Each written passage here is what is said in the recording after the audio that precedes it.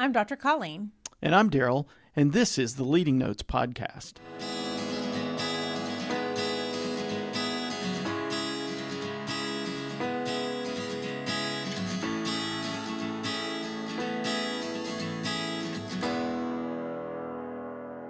Here we go. So, what do you do when your actions are different than what you say you believe? Specifically, what are some times when you think as parents, Colleen, are the things we say we believe don't come out correctly? I always think of that very classic parent taking a drag on the cigarette going, man, you shouldn't smoke. That's a line from the Beastie Boys, by the way. Okay. And you got to fight for your right to party. I'll give you the line because you yourself, need it. babe. I know I did. But that's okay. I'm proud of that. So let's see. The line is... it's okay. You can't smoke, but that hypocrite smokes 2 packs a day. Yeah, so something. There you go. You're an 80s reference. So well, I guess the one from my life is you can't yell at your sister. that was what I always did, screaming and yelling. Why are you yelling at your sister? Yeah. But it actually goes way deeper than that. I think a lot of parents don't understand the effects that those things have. I think back to times in my own life where people have said some things to me, and they may have been trying to help me, but it just shut me down because what I perceived was that this person cared for me, and yet what they said hurt. And it wasn't a case of, well, I should have known I shouldn't have been doing that anyway, but it just crushed me because it was contrasted. And it didn't matter really if what they said was right. The way in which they said it just really, really hit me wrong. An example just popped to mind. My kids were young. We had 3 kids in 3 years, so it was fast. It was crazy. He liked to work a lot. No, didn't like to, less, just did. And I remember being with someone who was in a position to offer help and care, and I am frantically trying to pull together my kids. It happened to be the holiday season, so I'm very rushed, lots and lots of expectations, family, etc. And this person turned to me and said, you really should, just take a few minutes and really appreciate what you've got. And then she further went on to explain to me how I should, just feed the kids corn dogs tonight and you'll be fine. And she didn't actually offer to help in any way. And I was frustrated because she'd finished raising her kids. She was in a position that we were close enough that she could have, even for a moment, stepped up. I think I was looking for something lost, and one of my kids, of course, had dropped it. And it was one of those moments of, your words are empty. Mm-hmm. It happens a lot. I think sometimes it's purposeful. A lot of times it's not. A lot of times we think we're trying to help people, but we don't. There are other times, though, that there's some things behind that may be driving that sort of behavior. And I think in order to kind of look at this, we were looking this up as we started. There's some things that you need to realize, some symptoms of this that you begin to see in your own life. And I think at Leading Notes, we're all about helping people find their perfect life and how to be better. And so one of the things we do that is we do a lot of reflection. So as I look back, what am I thinking about? Why am I feeling this way? In relation to your relationship with your kids and your spouse or your business, whatever, these are some things to kind of think about. So the first one was feeling uncomfortable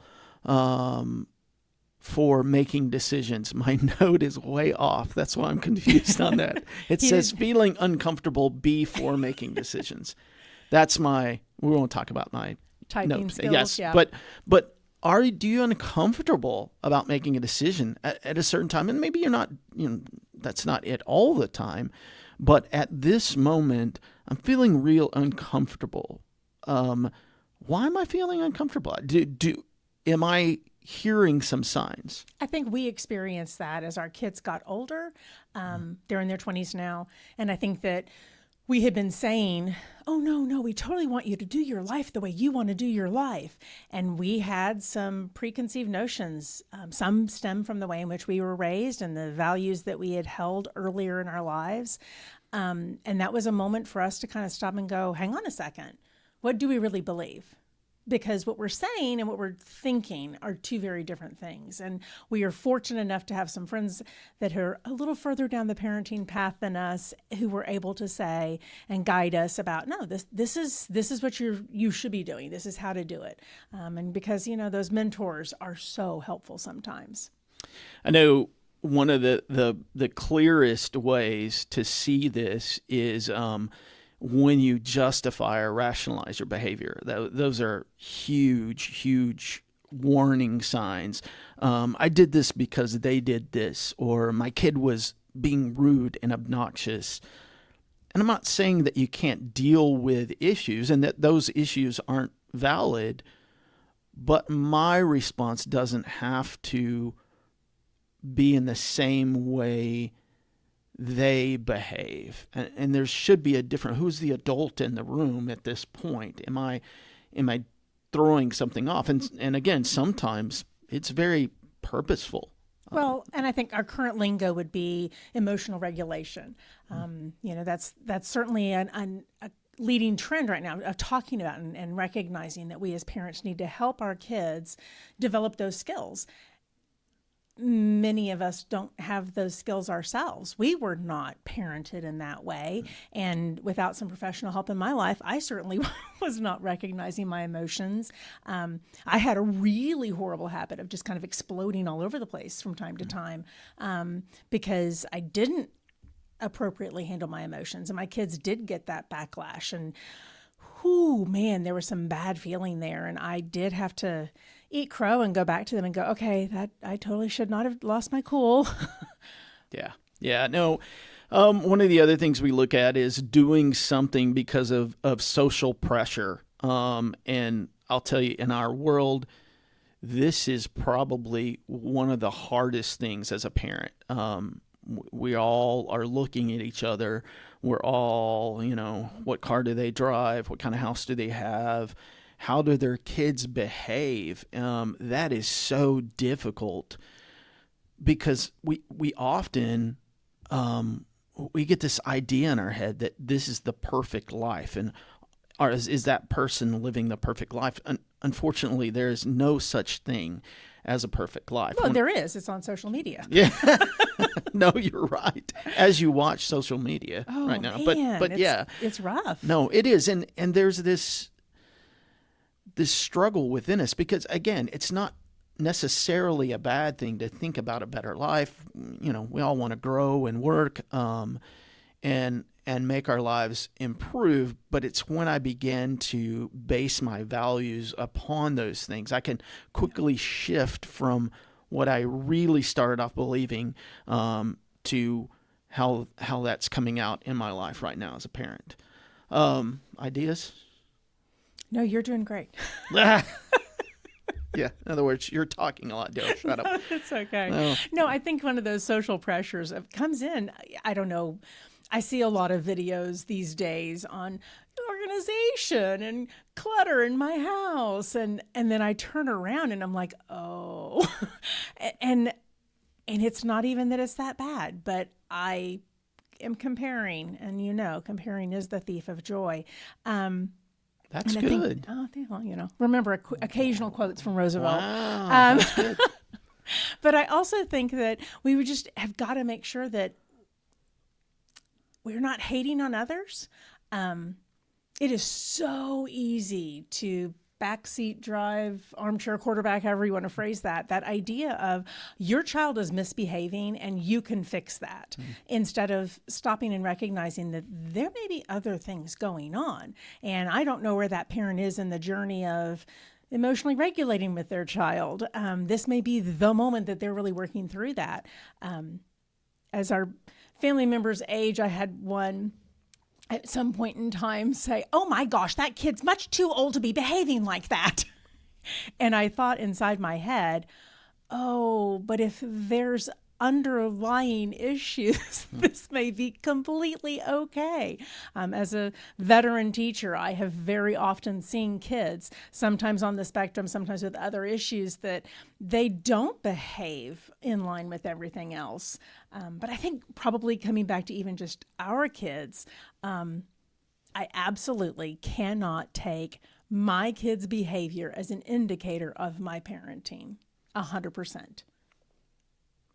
There's a caveat in there, obviously. Yes. But I think when we're all trying our very best, I think it's important to recognize that if I have to take credit for the great things my kids do, I also have to take credit for the things they do, and vice versa. So I learned in therapy this year, actually. Therapy.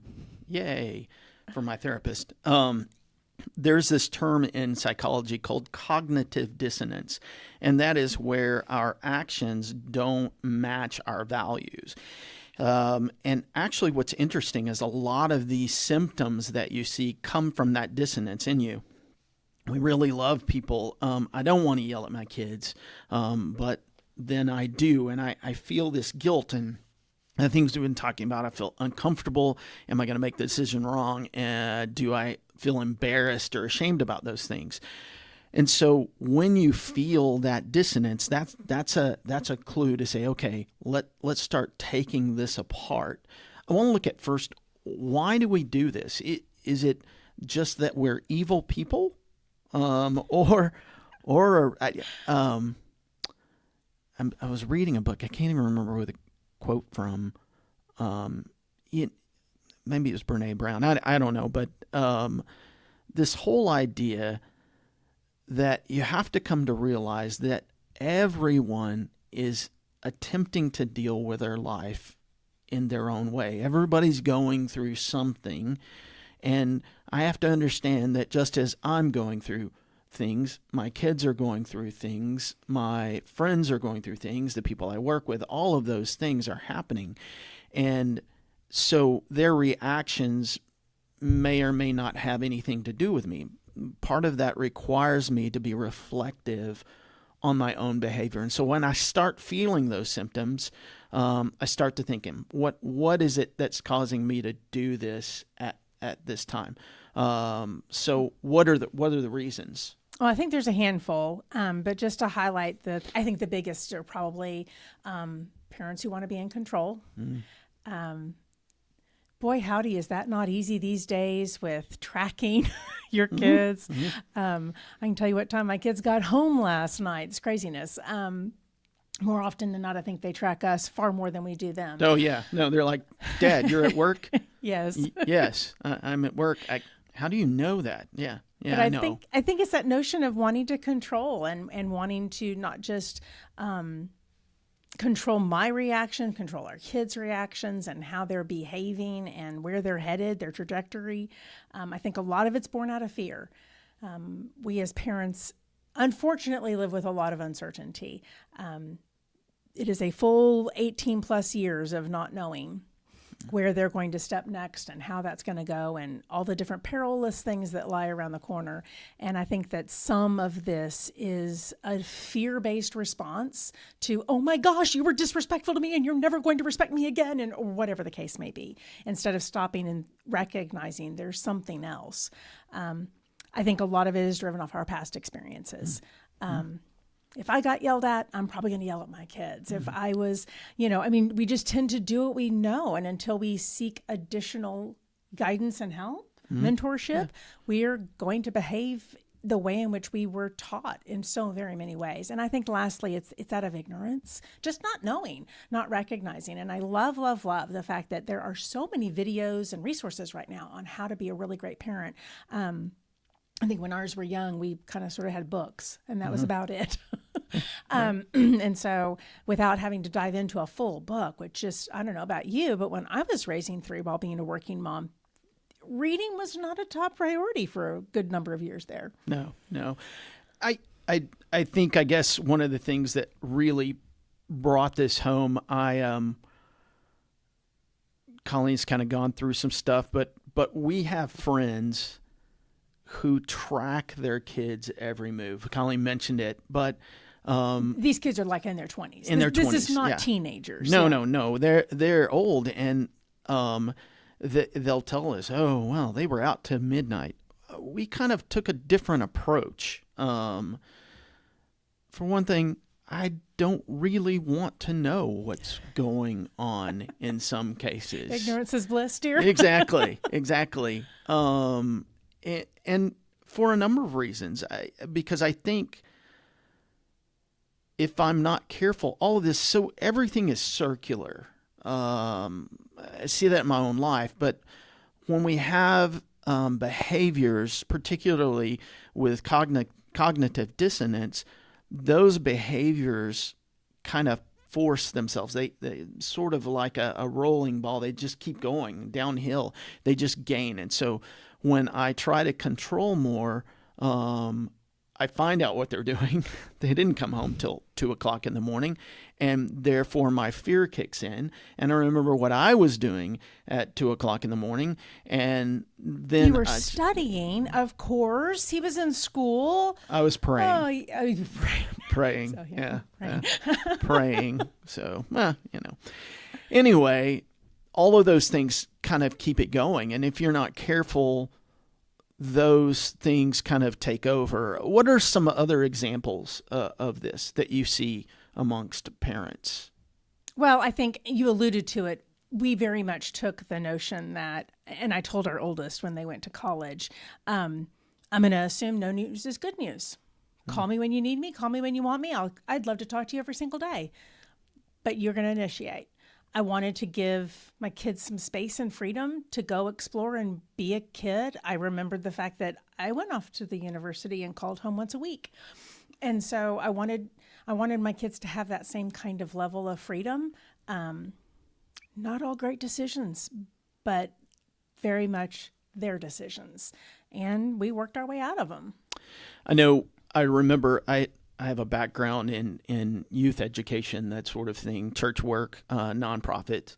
And I remember being a young youth minister, I'd come in and I remember I had two of the greatest kids in my youth group, but they really struggled, but their parents hated each other. And I remember them dropping their oldest off in my office one day and saying, hey, we want you to fix our 16-year-old. And I love that kid. No kidding. But it's really tough. It's really, really late. How am I supposed to fix your kid? One of the biggest things is in talking with those kids, and it's happened numerous times, they would tell me, why are you going through this? My parents fight every single day, and I'm just tired of it. I'm tired of it. And some of that was that cognitive dissonance. Their parents saying, love and be forgiving, and yet they weren't with one another. There was such a history in that marriage of many other things. And they had just kind of spewed all that onto their kids for all those years.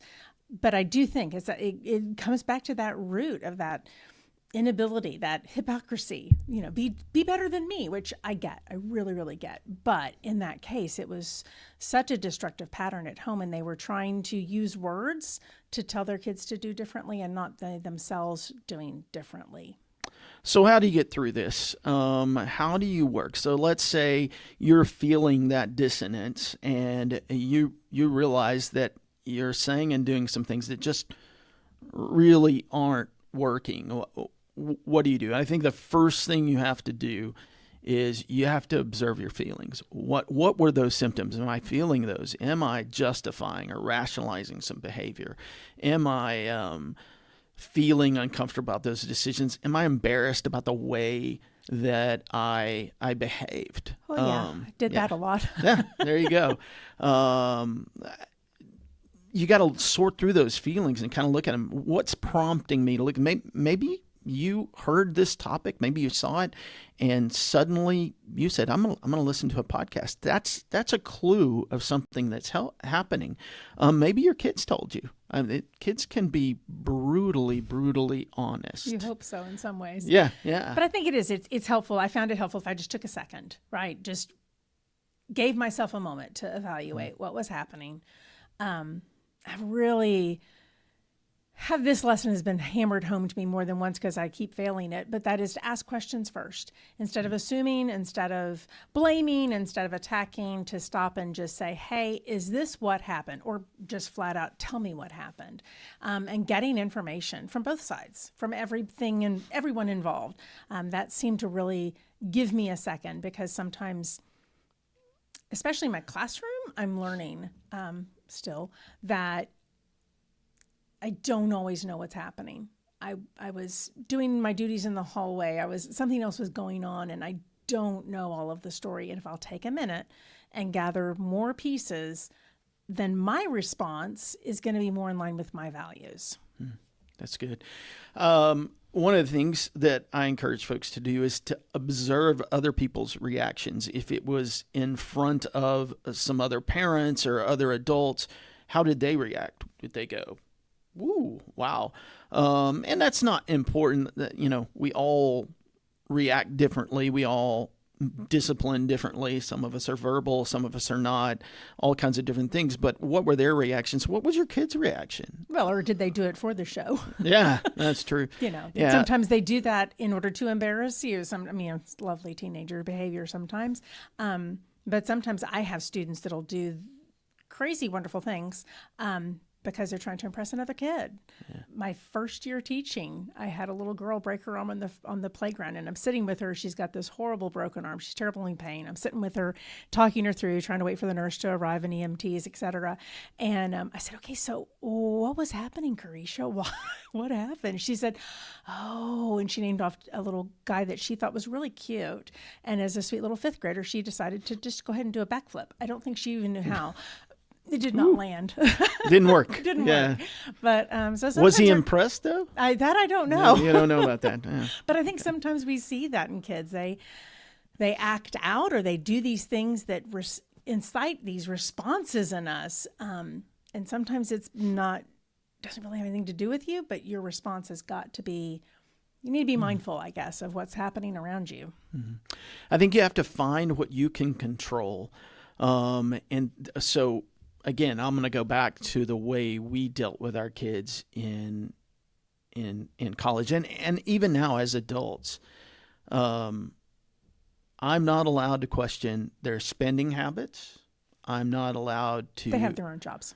I'm not allowed to question their choice of friends. I'm not allowed to question the decisions that they've made. As an adult, when we said, okay, you graduate from high school, you're an adult now and you have to behave that. And so we have to learn to adjust. I can't control their behavior. And I think that's probably the biggest thing when I said, I don't want to know what they're doing. And I do want to give a caveat there, because we have guided. Definitely. Sure. We've definitely had those opportunities with our kids to say, okay, let's stop and think this through. What are 3 steps forward from here? What does this look like in a year and a half or 2 years down the road? Short-term pain, long-term goal, and kind of walking them through that. Not making the decision for them or telling them what to do, but guiding, because that is our job. I want to tell a fun story about the controllables. I had a kid, one of ours, that was openly defiant on a regular. And so it would regularly be, I need you to do this, and literally would turn and say, and if I don't, what happens? Boy, that caught me off guard the first time. They made very calculated decisions about whether or not to adhere to the rules and requests based off of what that punishment might be. Because there were certain levels of punishment they were more than willing to endure so as to not have to follow through.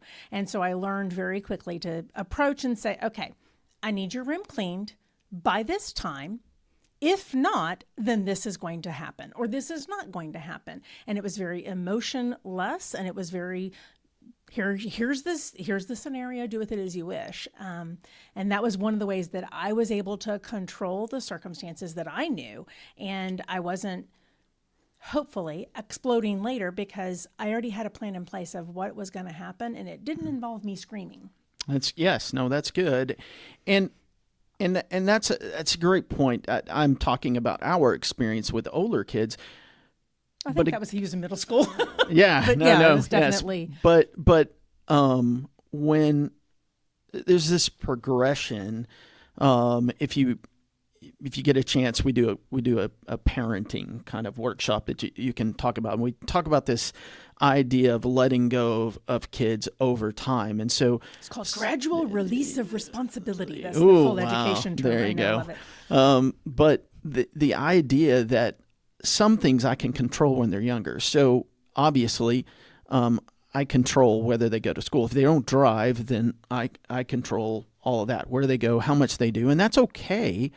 But I have to let go of that over the time. We talk constantly about giving them a soft place to land, and that's kind of, I think, when I think about the controllables, that's what so my child is reaching these milestones, these points.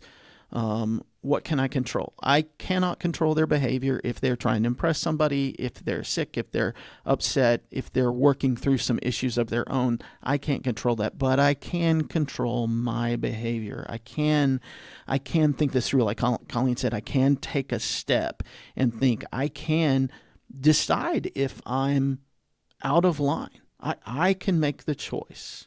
And I think a great analogy here is feeding. When they're young, we 100% make a decision for them, and their nutritional intake is provided by us, because we don't give them the choice of having ice cream 3 meals a day. And as they age, we provide more opportunity for choice. I don't know about you, but very often when we went to restaurants or whatever, then they were given choice. And in our home, you could either eat what I prepared or take care of it yourself. I didn't provide more than one meal. But as they have aged, obviously, certainly by the time they were fixing their own meals, whether it was in our home or on their own, that's 100% theirs. And I'm no longer making those decisions. But I made the decisions when they were very young, understanding that I am laying a foundation now for behaviors I hope they will have later. That gradual release of responsibility means that I did not, when they turned X age, go, okay, I'm out of the picture now. Instead, we did it gradually. And that's a very natural thing that we do. Food is a really easy one to kind of think it through. But we want to also do that with all kinds of things. And anytime we have that guilty reaction or feeling shame about our behavior, sometimes it's an indicator that your own actions, your own hypocrisy is in play here. I've said I need you to become more responsible, but I'm not giving you incremental steps toward that. So what do you do with that? Well, the cornerstone of this for me is being an authentic parent. I think there are too many times where we put up these walls because of all that fear and those controls. You need to be authentic with your kids. That's probably one of the most impactful things that I've seen over the years. Parents who are willing to say, you know what? I had a part in this. Yes, you were behaving stupidly. And kids do. We call them stupid kid tricks. Kids do dumb things, and they frustrate us. I remember when our son was very young. I haven't asked his permission, but he'll probably be okay. We'll pay for therapy. There we go. Sorry. Anyway, and we laugh about it. He had this thing with getting his shoes on. He would be busy and doing something else, and we'd be running up, going someplace to for dinner. School on the morning, regularly. And I would say, put your shoes on. Okay. And he would get his shoes. Where are your shoes? First of all, there's a whole deal of finding the shoes. So finally, you're down, and he would bring his shoes down, and he would sit and we're getting lunches ready. And your shoes, shoes. Literally, I would say shoes. And 5 minutes later, finally, we would get our shoes. Oh, yeah. That wasn't him trying to be bad. Well, at least I hope not. I don't think so. But he's so engaged, and the kid is awesome and creative. but there's just so much in his mind constantly he's working on. And so it's that remembering thing. So part of that, sometimes I just lose it and I just get mad. And so I have to stop and say, you know what? I really overreacted here. The good way for me to do that was just to say, shoes, shoes, shoes. Because you know what? And then I figured out if I just kept saying it, I wouldn't blow up. And it was just kind of a joke and funny.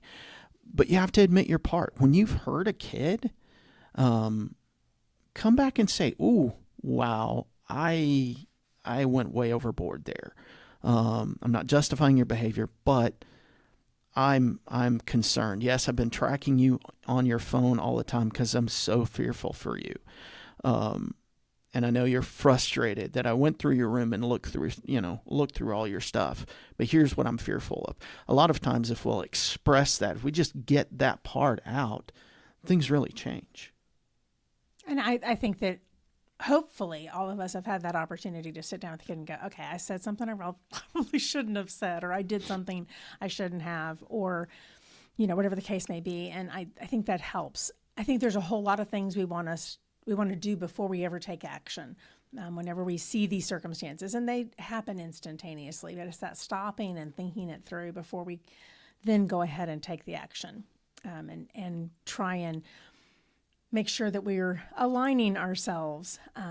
But how do you change that, right? I think that that's part of it is, okay, yeah, I know I do it. I scream, I yell, I stop yelling at your sister, right? That happens. So how do I fix that? And a lot of that comes back to identifying it and then changing your mindset and finding a different pattern for yourself, adopting a new habit of behavior. Yeah, there's this great story. I'm going to date myself on Bob Newhart. That show, he played a psychologist, and there's this patient that kept coming in and saying, I have this problem, I have this problem, I have this problem, and I can't do anything about it. And he finally gets frustrated, and he just says, you know what my answer? Stop. Just stop it. Stop doing that. And I think we can make this a big mind game if we're not careful. And we can hold ourselves in a lot of guilt and shame when in reality, we just need to stop doing that. And I think that's what Colleen is talking about. How do you do that? It is a mindset change. And so there are some things, listen to podcasts, read some books on how to change your mindset. We do all kinds of things like that all the time with folks. So we're available, but in the end, do something. You don't have to stay the same person you are now. You don't have to live your life in misery. There are options available for you. There are possibilities for you.